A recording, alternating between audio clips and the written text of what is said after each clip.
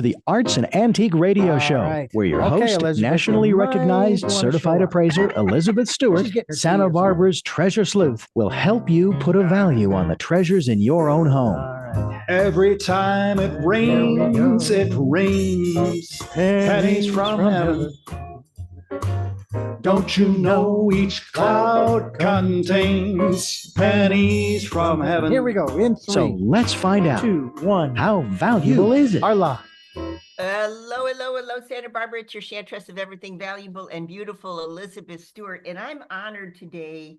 Our Santa Barbara Museum of Art has a special series that they do, and it's always super interesting. It's called Parallel Stories. And Parallel Stories coming up is featuring an author that I've read 2 of her books already, and just so thrilled that I get to talk with Emily Rapp Black today. She's going to be featured as a speaker at our museum. And what's so interesting is that the show centers around compassion that is based from a fulcrum of loss. It's a great way to say it.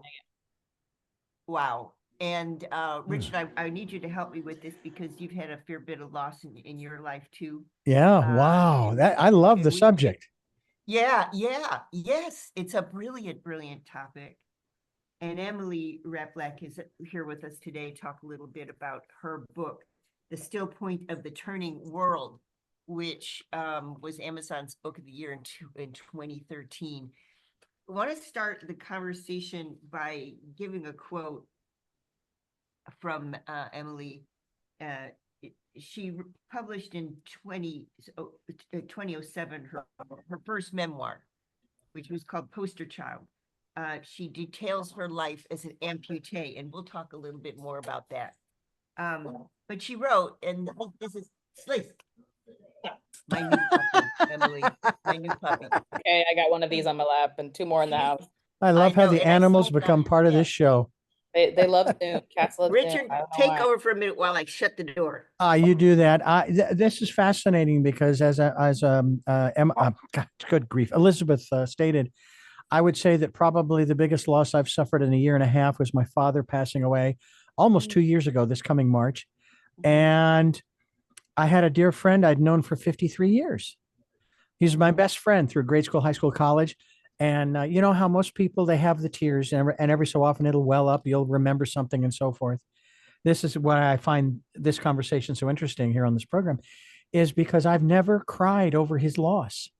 Because every time I think about him, I laugh because of how much fun we had during the time we got to spend together. And I would hope that other people could look at the people they've lost from that standpoint, saying, "Okay, yeah, we understand that you wish you could talk to them and have that kind of conversation like you used to in person, face to face. But what about the good times? What about the experiences that you had?" I mean, the same kind of thing with my sister, my eldest sister, who passed away 3 years ago.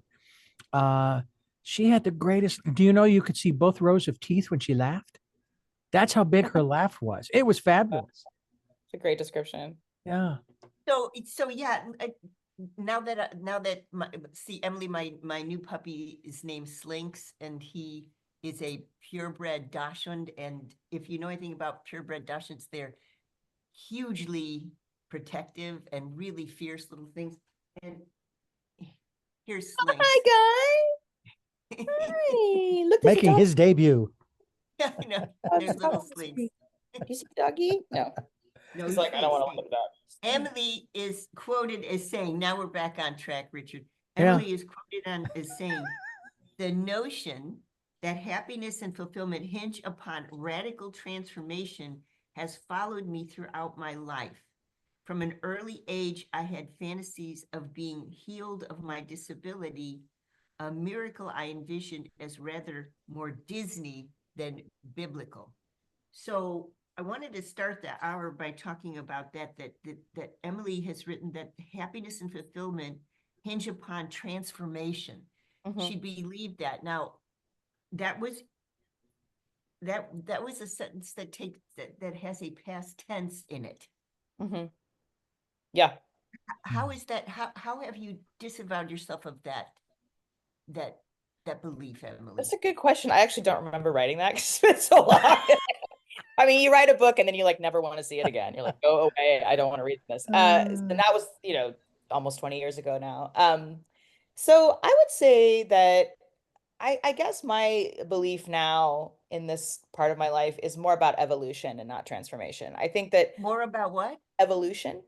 Evolution. Yeah. Okay. Hmm. So I think especially women or people who identify as women are told over and over again that we need to be better, we need to change, we need to, transform your body in this many weeks, like, make sure you're practicing self-care. Wellness is kind of weaponized, the standards are impossible. And there's always this call like, well, if I just change something about myself, maybe I would belong more, or maybe I'd be happier, or whatever it is. And that's just not true. Like the first of all, the goalpost is always moving. And it's not realistic. I think that passage in particular, I think, is referencing also, my dad was a Lutheran pastor. He's retired now because he's like 3,000 years old. But he and he wasn't like an evangelical pastor. He was like a Swedish, no one cried. Like there was no crying in church. It was like you sit down, stand up together, everyone's stoic. And I think, but in those biblical passages, particularly in the healing narratives, there is this kind of magical sort of transformation where if you fix some part of the body, whatever that might be, you will suddenly be redeemed or acceptable. And I think it's a really difficult interpretation of the biblical passage taken out of its rightful context in a different time, a different country, a different culture. But it's used, it's I think the underlying like, oh, something's wrong with your body if it's not normative is something that we struggle with all the time in this culture. It's a very ableist culture. Um, and we don't think about people with disabilities in the same way as we do about people that don't have them, even though we're all gonna have one. Like, buckle up, aging is just one big rush to having something go differently than you thought, right? So I think that's what that was response to. So evolution, as a contrast would be, changing, like going with the flow, if you will. I hate that phrase, but like just taking it as it comes and just, kind of trying to find happiness in small moments or in big moments, but just not having an end goal where everything's going to be set and fine, right? Yeah. Because we're all Well, mortal, all heading in one direction. yeah, that definitely. It's interesting. I was thinking, Richard already knows this, but I was in ballet for many years, and I have terrible feet and hips, and I have had 3 hip replacements. So I know you're going to say, Emily, you only have 2 hips. How can you have 3? But Yeah. it kept going south. Oh my And so, gosh, that's that's big surgery. Yeah. so I have had for years I've had this physical therapy thing, and I've joined a gym where every morning there's a different sort of program of dance. So that's my therapy, etc. And there's a big sign at the front of the gym. In 30 days, it'll be a new you. Well, no, it's So you. it's poof. Yeah. Yeah. Yeah, so it just doesn't, I mean, it's a great marketing tool, I suppose. I want to just, we haven't really introduced Richard, we really haven't introduced Emily properly. I want to start with some of her honors. She was a James A. Michener fellow at the University of Texas, Austin. She's a Philip Roth, one of my favorite authors, writers in residence at Bucknell. My uncles went to Bucknell. Rona Jaffe Foundation Writers Award, and her essay, Transformation and Transcendence, Power of Female Friendship, was named as one of 25 pieces that should be required reading for women by Huffington Post. Her blog, Little Seal, was named by Time Magazine as one of the 25 best blogs. And she was named by the Los Angeles Times as one of the faces to watch in 2013. Her second memoir, as we talked about, was published in 2013, Still Point in the Turning World, best book by Amazon. And her books, Poster Child, 2007, Poster Child, a memoir, and we'll talk about that a little bit. And of course, the Still Point of the Turning World, which is the featured book at the conversation at the art museum. I just think that also I should mention some of her background in education, which is kind of fascinating because right now, even though she's a writer, you would think that she would be in a different department, but right now she's assistant professor at UC Riverside School of Medicine, and there's a reason for that. But part of her education was St. Olaf College, Master of Theological Studies, Bachelor degree in Religion and Women's Studies, Harvard University Master of Theological Studies, and then Master of Fine Arts degree in Creative Writing. Alma maters include Harvard, St. Olaf, Trinity College, Dublin, and University of Texas at Austin. And we talked about some of the honors. Now, I want to ask a question before we go any further. Why is your blog called Little Seal? Oh, Emily? yeah. Well, first, I will say that I'm not assistant professor at the medical school. I'm actually a professor of creative writing, and I kind of pinch hit at the medical school, just as a Got it. clarification. But so Little Seal, my son's name was Ronan, and that in Irish it means little seal. So it was a blog dedicated to, you know, the real time caretaking and grappling with his illness, and eventual death. And so I called it Little Seal because that was why I named him that. I love that name. So that's why I called it that. Yeah. So Okay, excellent. And then I would like to also mention the really interesting connection. When she was 6 years old, she was chosen as a poster child for the March of Dimes because she had a congenital birth defect that resulted in the amputation of her left leg. I love March of Dimes. My son, when he was in high school, he's now in his 30s, Emily, but he was in his high school. He volunteered March of Dimes, and he stayed with them for quite a while. Your background begins in Grand Island, Nebraska. yeah, I know. I want to know, okay, you have such an amazing array of honors and awards and achievements, etc. How many people like yourself come out of Grand Island is the question. I don't know. I have a friend from high school visiting me right now. We went to high school together in a different part of Nebraska, but it's like, and she's badass. So, I don't know. I mean, I got out of there as soon as I could, so I don't really know what's happening there. You know, I never wanted to live in a small town, even though that's all I've ever really lived in. So yeah, I don't know. My parents weren't there for very long either. Like they've moved around a lot. So, I think that was just my accidental birthplace. Yeah. So you also have lived in Madrid, New Mexico, and Redlands, California. You're in Redlands now, are you not? Yeah, that's right. Mhm. Yeah, okay, all right. So tell me about Ronan Christopher Lewis. He was born God. March 24th, 2010, Mhm. and he was Yeah. diagnosed with Tay-Sachs disease. Mhm. And the book that we're going to talk about here, The Still Point, The Turning World, that actually deals with the progression in a way, but Mhm. also the idea of impending loss. Where does hope come in to a situation like that? I mean, it's a good question. Well, first of all, there isn't much. I mean, you know, it's like hope in the absence of hope, which I wouldn't say is manufactured. I felt that way at the beginning, but then what I began to realize, you know, in parenting a child with this disorder that is, you know, a neural devastation essentially, is that really, you know, it's a cliche, but you really the moment to moment stuff really mattered to me, and the smallest moments and the quietness and stillness of being his mom, was a real shift for me as a very active, sort of busy person. You know, he didn't talk. You know, he was just a silent, like a Buddha almost. And that was my first experience of parenting. And now I have a very normative 10-year-old daughter, and it's not quiet. It's very different. So I think I learned about the power and stillness through Ronan's life, and the energy that he brought into a room without saying a word.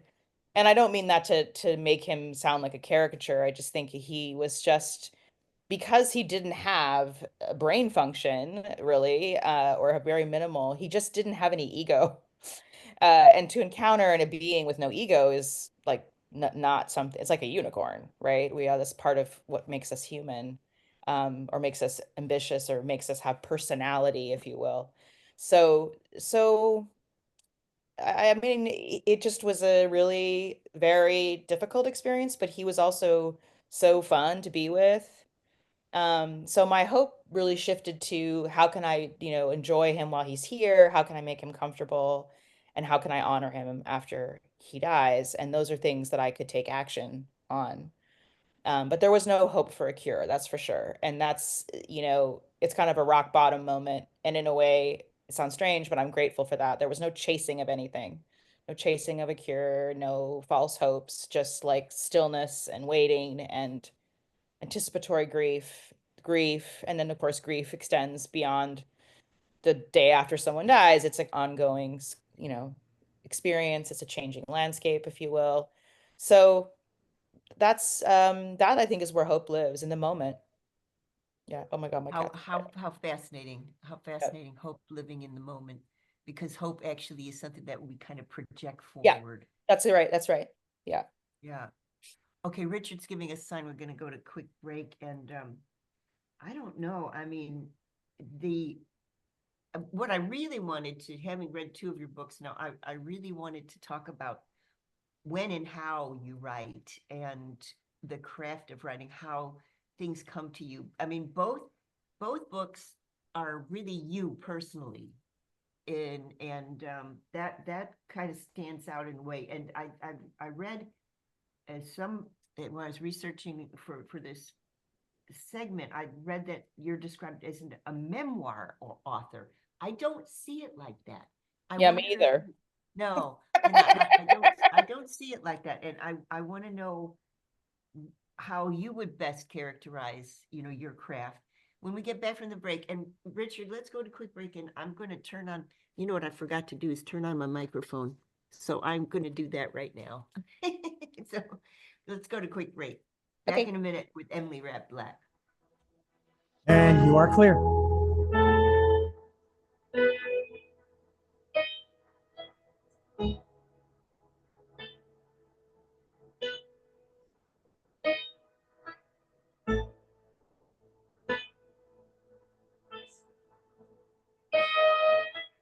I just want to speak the name of Jesus. Well, that's good. With some health. So Richard, can you hear me? I can hear you loud and clear. Okay, good. So I plugged it in right. You got it. You got it. All right. I'm hoping I can get this. Oops. Don't do that. Don't do that. Don't do that. Don't do that. Give me liberty, or give me a concussion. Paste. Save. Close. Move. Go. Go. Oh, good. I still have plenty of time here. Yeah. All right. I've got the log all set up for a 10:55 departure, leaving by gate 1. However, you may not bring on a carry-on. It's like Spirit Air. Hope we get there. Yeah, well, Hopefully see maybe. it there. Hey, let's put it this way. We may not get where you want to go, but we will get somewhere. Yeah. Exactly. All right, here comes our next piece.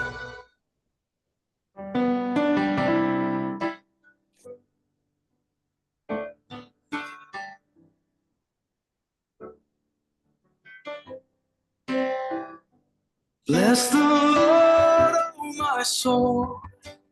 Oh, my soul.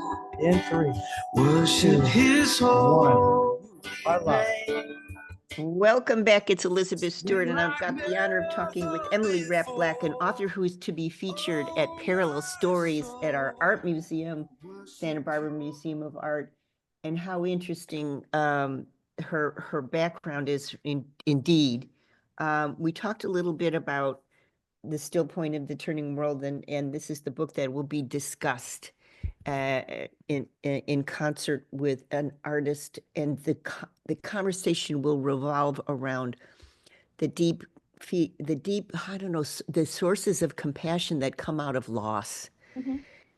And what a topic. I want to talk also about, Emily, I'm an appraiser and I do a lot of work with living artists, and have opportunities throughout my 30-year career going into studios and looking at the way that artists create their art.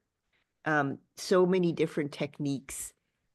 I have one artist I follow who is sort of follows the classical Greco-Roman tradition of letting the muse come down and sit on his head.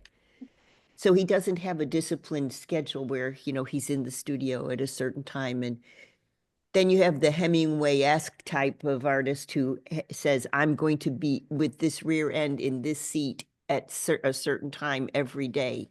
And even if I look at a blank piece of paper for, 4 or 5 hours, so be it. So we have the very disciplined style of work. And then we've got the let me wait for the muse to, come down and visit me. Where do you fall in that spectrum? I would say somewhere in between. Like I don't Hemingway, this was a different era where probably he didn't do a lot of his own cooking and cleaning, and he drank a lot. And also Yeah, and he didn't have a 10-year-old little girl. probably tried to, I think he once tried to walk into a helicopter blade. So I don't know, like if he's our most reliable muse for how to work. But I mean, he's obviously a beautiful writer, but I think that the really strict schedule works if you don't have other responsibilities, if you don't have young children that you care for. And so in some ways, I think it has been a primarily male idea of having to go at a certain time every day, unless you have the freedom to do that. So I don't have the freedom to do that, and that's okay. I actually do way better doing 10 minutes at a time, um, writing with intention about something for 10 to 20 minutes and then letting it kind of percolate. And that's when I get the ideas. That's when the muse comes. So it's sort of like prepping the ground and then something like pops out of it. Hopefully not a weasel. Okay, let me understand that better. Let me understand that better, because you're the first person in many, many years that's actually said anything about that, where you're kind of priming the pump by writing for 10 or 20 minutes intentionally. So Yeah. can you define intentionally? Is it Yeah. that you assign yourself a topic, or Yeah. what is intentionally? It means like, what I do is when I'm working on a project, so for example, the book that's coming out in 26 is a craft book. And so when I started it, I just wrote in one big document every idea I was having, like, why am I writing this? What's it about? And I continue to work in one document. And so I'll say, okay, that's interesting what I just wrote there. I'm going to spend 10 minutes exploring that. Like, why is that important? What does that mean? Or if I'm writing fiction, because I also write fiction, I'll be like, I want to write this particular scene. I'm going to do that for 10 minutes and, get whatever I can out of it, 10 to 20 minutes. And sometimes if I have more time, it'll stretch. But if I only have 10 minutes, then I have 10 minutes. And I think that's, my whole goal is to get the best out of myself without so overtaxing myself to the point of like despair, right? So working less hard, but working smarter. And that for me works. It doesn't work for everybody, but it works for me. So it's the 10-minute rule. Because then you kind of keep in touch with it, but you're not sitting down. I mean, I don't like sitting down for 4 hours at a time. Like I tried that. It's not me. And I think writers, if they're listening, need to find what works for you. If you write at night, fine. If you write in the morning, great. If that changes, okay. Like it doesn't matter. It's just an issue of like, what are you trying to get done? Keep in touch with it, and maybe just don't make it such a big deal, right? And it's supposed to be fun. I mean, I don't know. Interesting. Interesting. So yeah, it's supposed to be fun, but it it's that sort of romantic ideal of, I'm up here in my freezing cold garret, tearing my hair out for my craft. You're not liking that. I can see that hand gesture. I did that when Ronan was alive. I was tearing my hair out for a different reason, but writing became my solace. It became the thing that made me feel good. And I was like, wow, this is kind of cool. Like it makes me feel good. I'm not like, oh my God, I'm writing. Just totally just taking myself way too seriously and just being, it doesn't really matter. Like if you want to tell a story, tell it. Like it's not anyone can do it. Like every writer faces the blank page. There's no secret. It's just an issue of like, you do have to believe in yourself. You have to have some sort of ego attached to it. And also, you have to be unattached to the outcome because no one knows if you're going to sell it. No one's getting rich, probably. And if you do, it's an accident of chance. It doesn't mean that you're better than anyone else. Like it's a weird world, the art world or the artistic world is weird. It's capricious, it's subjective. If you want to be a part of it, you have to accept those terms. And I accept those terms. I just want to write things that matter to me and that move people, make them feel less alone. And, I never expected to get rich at doing anything, and I'm certainly not expecting to get rich being a writer. And that's, one of the things I tell my students, all of whom are, it's a different culture now, and everyone's an entrepreneur on TikTok and YouTube. Just like you got to do it for its own sake. If you like to write and you want to make stories and writing matters to you and you read books that changed your life, then that's what you're doing. It's not about money, you know? Totally. And it's really interesting. So when I was working on my doctorate a number of years ago, there was a trend in art history and also in teaching studio arts where various professors were saying, if you're a two-dimensional artist or a three-dimensional artist, as far as the visual arts, we don't think you need to sign, remain anonymous because the craft should be, just a gift to the world, et cetera. So you don't need to put the ego in there, et cetera, et cetera. Made my job as an appraiser super hard because it's like, okay, whose piece is this? So there is some sort of ego thing there, but I didn't really take with that. I want to talk a little bit about your involvement with women's studies. Mhm. And I noticed in your background also, and the comment about Hemingway and that the idea that, this is a male thing where, a male can eke out, for example, like he did, 4 hours with butt in seat to write. I noticed that you served on the committee of the Evangelical Lutheran Church in America for quite a few years, including the Committee on the Status of Women and the Global Mission Board of Directors. And also you've done a lot of women's connectivity in your career. I notice you worked in Hong Kong, Bangkok, Thailand for the women's desk of the Lutheran World Foundation. Mhm. And so this idea of women's involvement in the arts, I really like to know what you feel about the really interesting role of female artists right now. I'll tell you, Emily, I'm reading a lot of female Catholic writers, Oh, especially Southern Catholic that's female cool. writers. Yeah, like Flannery O'Connor. Yeah, and I'm really loving that. And that's been a real interesting portal because there's a real voice that you hear coming through, especially the mid-century female artist. Tell me about where you fit in with that. I would say look, I'm not an artist. I'll just say that. Like I'm like the work I can make a stick figure and that's it. Really, truly. Like No, you are an artist. I well, read your not books. without a visual artist, but I Yeah. did write a book about Frida Kahlo and my long-term imaginary relationship with her. And I think she's the artist that speaks to me the most. And part of what she speaks to, I think, is the very unique experience of being a woman who's experienced a lot of physical pain and has transmuted that and not made it a muse. Like there is this kind of like I think this stems actually from, you know, back in the day, back in the medieval day, the only way to get power as a woman really was to be a nun, right? And so then you could like write stuff and be alone and not have to, you have domestic responsibilities and you could have ecstatic experiences with Jesus. Like that was what women did to get power. Um, where pain became this kind of musy thing, like starving yourself to connect with Jesus, like a lot Julian of Norwich, for example, Teresa of Avila, like all of these early saints who were thinkers and writers and wouldn't have been had they not chosen to be a nun, to be in a convent. So I like that Frida kind of turns that on its head and says, no, pain is just pain. Like I am doing this art because I'm an artist no matter what, and I'll make it. And it has to do with my pain and it's rooted in my pain, but it's not the muse. So I think that's another cliche that like writers have to be miserable and like you tortured, and like certainly there is an element of despair and anger that gives rise to really powerful writing, but happiness can too. And I think that for me, in terms of female artists, Frida is the one I respond to the most. But I also lived in the Provincetown Fine Arts Work Center in Provincetown for a year, and I became really close with a sculptor, potter, and printmaker, Carrie Scanga. And I love her works. It's feminist. It's beautiful. She would make a wall of bricks that looks like a wall of bricks, and it's made of paper. And so you would walk by and it would shimmer, but literally looks like a brick wall. So this idea of ephemeral, quality of ephemerality in life, that's not the right word. I don't know. Anyway, you know what I mean. It's things are ephemeral.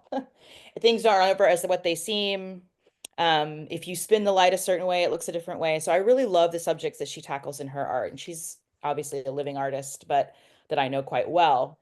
But it is interesting to see how women in the art world are working with the themes of our time, right? Yeah. As a way of resistance in a sense. Yeah, it's going to be more and more, I'm sure, Yeah. as we go through. Uh, Now, a question for you. When I was very young, I grew up in a farm town, and we had like a little local mimeograph newspaper. As a kid, I used to go pick that up and see if I could find any good junk sales, this sort of thing. That's awesome. And I saw an advertisement. I think I was probably 12, 13. I saw an ad that a woman in town, not that some place, some farm town in Illinois would have such a thing, but this was a poet that lived in our small town. And she advertised that she was doing a summer session for teens that were interested in poetry, and this was to be held at her house, and we were to ride our bikes over, and if we were interested in studying with a published poet, we could study with her, once a week through the summer. This was before people had the children had like total schedules completely throughout their entire life. Yeah. And so I had the summer more or less free. So I rode my bike over every week and studied poetry with her. And, I can remember, like I said, I was 12, 13 years old, Emily, and she was like, okay, so now we're going to, and this is true, the afternoon of a fawn, Deb, you say, she said, we're going to sit and listen to this, and she put a record on, and you're going to respond to that by writing a poem. I was 12. I remember this like it was yesterday.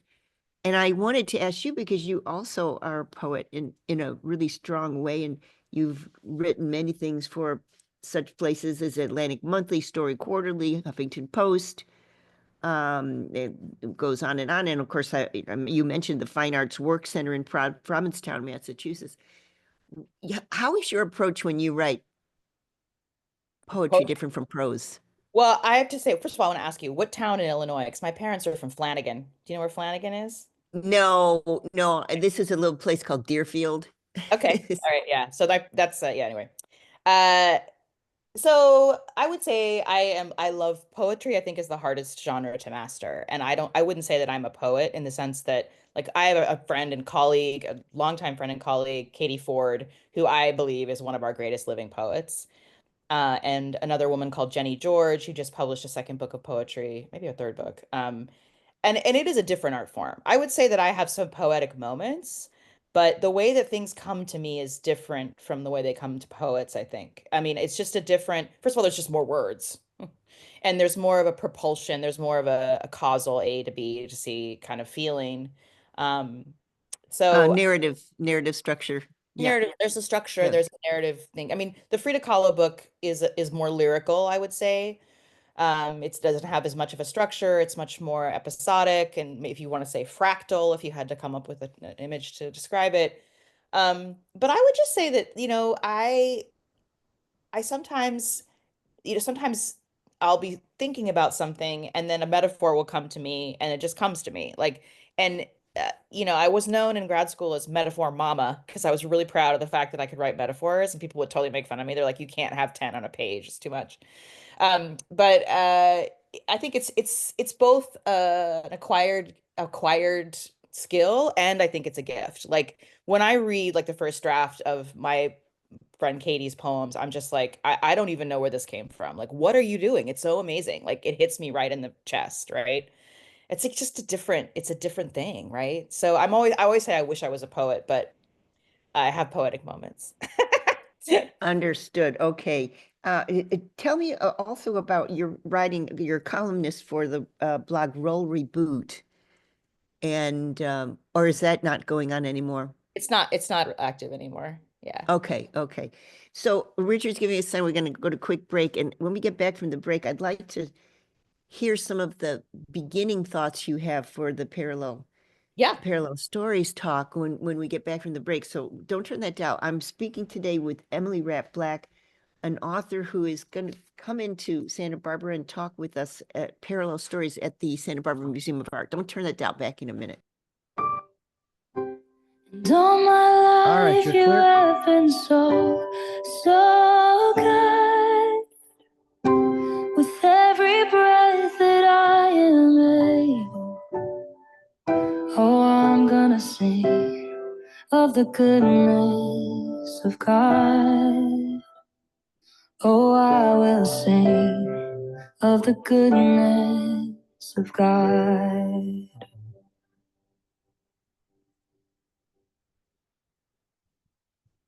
Chestnuts roasting on an open fire. There you go. All right. Okay, what am I doing? But how did I get in here? Emily? Yeah. So you were talking about nuns. Alice McDermott, this is her book. You've got to read this. This is Ninth Hour? about, yeah, got to read this. This is Okay. about a bunch of nuns in the 30s and the 40s and their relationship with the church and how much service they do in that. This is in Brooklyn, set in Brooklyn. Oh, cool. And That's awesome. write this down because you're Sure. gonna love this. Okay. She's really like a pre-feminist, Alice McDermott, and of course, Charming Billy is another one where it's Yeah, that one I've read. I've read that one. Right. Yeah. A Yeah. long time ago, I think. Yeah. Yeah. So this is the second time I've read this, and and the other thing is we've got a Southern author. I'm gonna email her and tell her to join me at your talk, and she's a Southern author, Chella Corrington. We interviewed her Okay. on the program, but she moved here from, I think it was Birmingham. Okay. So and then of course, yeah, but Alice McDermott, pick up the ninth hour. The ninth hour is I think in the ecclesiastical calendar, an important matin time in the Catholic Church. So yeah, you're gonna love it. All right. Okay. Stand by. We're coming back. That was your last commercial break. We will end the program at 50. Was rich. Okay, here we go. In 3, 2, 1, you are live. Welcome back. I'm talking today with Emily Rapp Black, marvelous, as you can hear, marvelous speaker who is coming to our Santa Barbara Museum of Art for Parallel Stories. Some beginning thoughts about your talk. I was told by the press agent that the talk will revolve around compassion and the wellspring of compassion that comes out of loss. And so tell me your beginning thoughts, Emily, on the talk. Well, I've met with Dario, the artist. We Yeah. Zoomed, talked a little bit, and then we've been communicating. And it's really interesting because he comes from a background, his mother was a hospice nurse. And I have a lot of experience with hospice, both through my son's life and death, and also just in my own kind of interest and work in the hospice care field. I think hospice doctors and nurses are sort of the heroes of the medical world.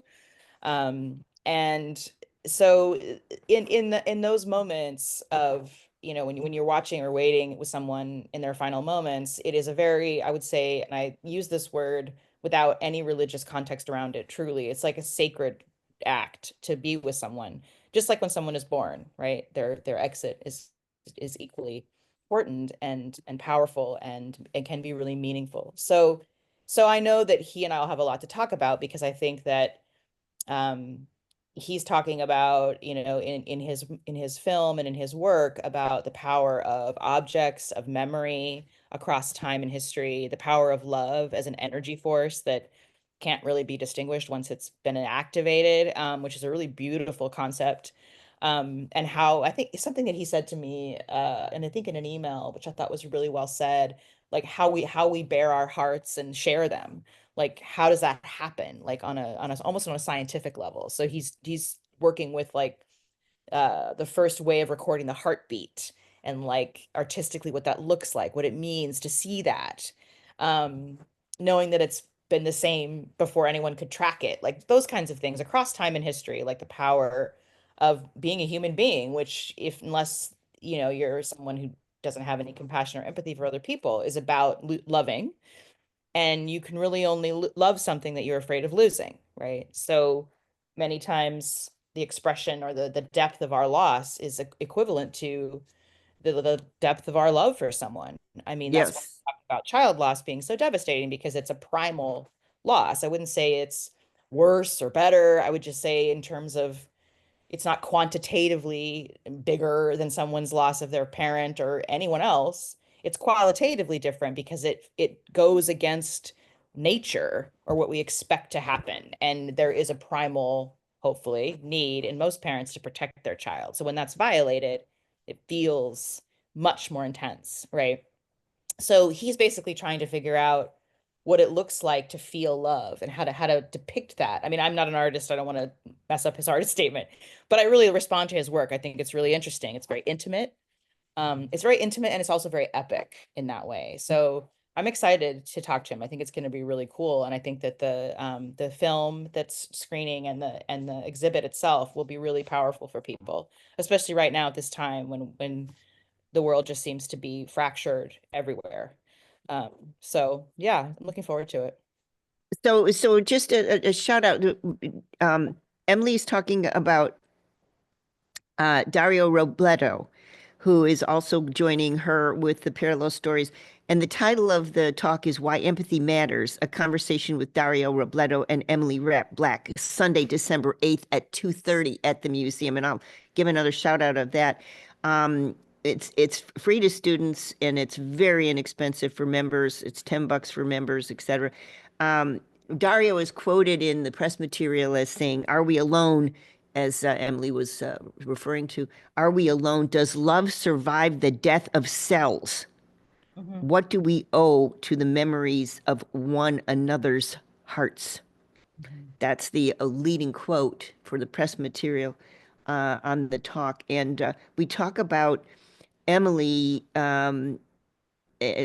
whose searing, unblinking story dealing with death and grief combines a essayist willingness to lay herself bare on the page and a theologian's search to plumb the mysteries of life, told with a poet's precision. Together they explore the golden record. And the golden record is what? Is that the film? It's I mean, I haven't seen the film, so I can't really speak to the film, but it's essentially, and there's a long story behind the golden record, but it's a recording of a heartbeat that has transcended like the space barrier, some kind of barrier. Like it's out there in space, make beating the recording of it. Yeah. So I would let Dario speak to that. I can't speak to his work, but I do love that the intro quote to that.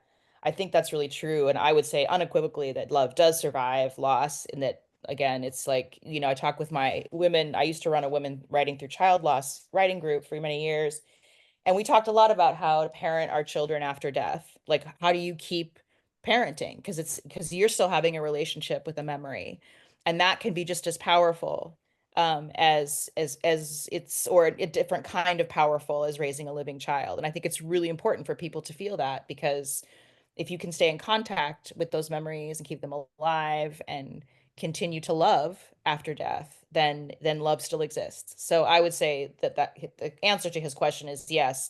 he's just getting there a slightly different way through visuals and sound and other kinds of visual images and interpretations. Yeah. So the way I understand the golden record is uh, uh, I remember that the great masterworks of the human race were put on a golden record and sent into space. Yeah, that's right. And so when I was looking into our interview today, I was like, well, is the golden record, is that the golden record? Where we've got Mozart and Shakespeare and, some of the great moments in cultural history, as well as scientific theorems and this sort of thing. And it's in space.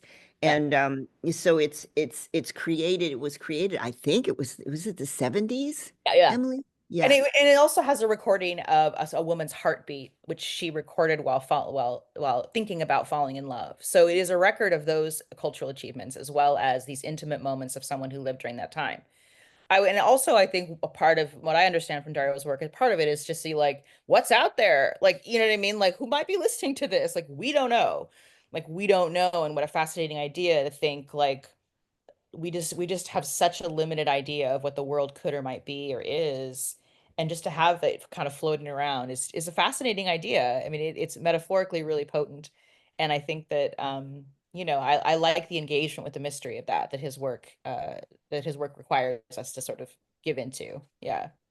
It's interesting because I was working as an art consultant for a hotel at one point in my life that the hotel decided that they were going to do a time capsule because they were pouring a foundation and they had a vessel made in the foundation in the front at the entryway of the hotel. And they said, we're going to do a time capsule. And we're going to have all the children of, various people put little notes and this sort of thing in the time capsule. So I designed a casket almost for the notes. And while I was doing that, I was sewing the lining in this casket. And I decided, okay, I'm going to put my son's picture. I think he was, cool. I don't know, like in 3rd grade or something like that. His class picture, I sewed it into the lining. And so whenever I pass that city, I think, okay, there, my son is in the time capsule. So cool. But that's an image, that's what you're talking about, that metaphor there. So just very quickly, I want to just do another shout out before we have to go, that this is Parallel Stories. And I think one of the most impactful topics that we can possibly talk about today. And Emily mentioned our fractured world right now. The title Emily's thinking hard about is Why Empathy Matters. And it's a conversation between an artist, Dario Robledo, and Emily Rapp Black. And we're talking with Emily today. It's set as Sunday, December the 8th at 2:30 at the Santa Barbara Museum of Art at Mary Craig Auditorium. You can find out more, just look at the Santa Barbara Museum of Art website. And Emily, thank you so very much. And I look forward to seeing you speak on December 8th at the museum at 2:30. And we talk about why empathy matters. And of course, I believe you'll be signing books too, right? I think so. Yeah, Probably. I think so. Anyway, that's what I understand.